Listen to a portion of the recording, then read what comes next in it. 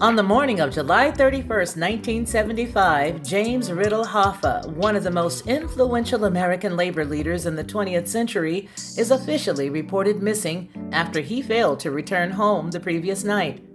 Though he is believed to have been the victim of a mafia hit, conclusive evidence was never found, and Hoffa's fate remains a mystery. Born 1913 to a poor coal miner in Brazil, Indiana, Jimmy Hoffa proved a natural leader in his youth. At the age of 20, he helped organize a labor strike in Detroit and remained an advocate to the downtrodden workers for the rest of his life. Hoffa's charisma and talents as a local organizer quickly got him noticed by the Teamsters and carried him upward through its ranks.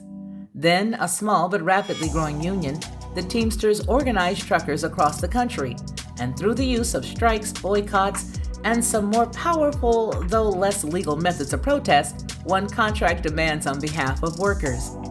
Hoffa became the president of the Teamsters in 1957 when its former leader was imprisoned for bribery. As chief, Hoffa was lauded for his tireless work to expand the union and for his unflagging devotion to even the organization's least powerful members.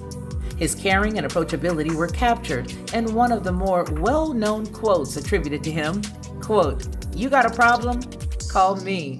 Just pick up the phone," close quote. Hoffa's dedication to the worker and his electrifying public speeches made him wildly popular, both among his fellow workers and the politicians and businessmen with whom he negotiated. Yet, for all the battles he fought and won on behalf of American drivers, he also had a dark side.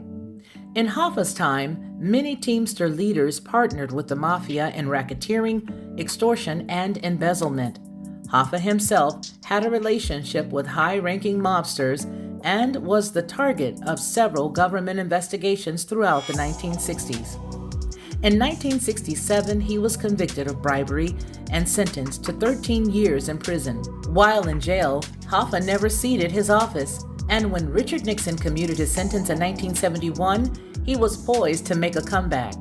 Released on condition of not participating in union activities for 10 years, Hoffa was planning to fight the restriction in court when he disappeared on the afternoon of July 30th, 1975 from the parking lot of a restaurant in Detroit, not far from where he got his start as a labor organizer.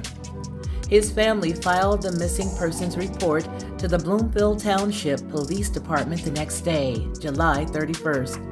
Several conspiracy theories have been floated about Hoffa's disappearance and the location of his remains, but the truth remains unknown. This was just a moment in time. For TLP Headlines with a Voice, this is Felicia Lockhart.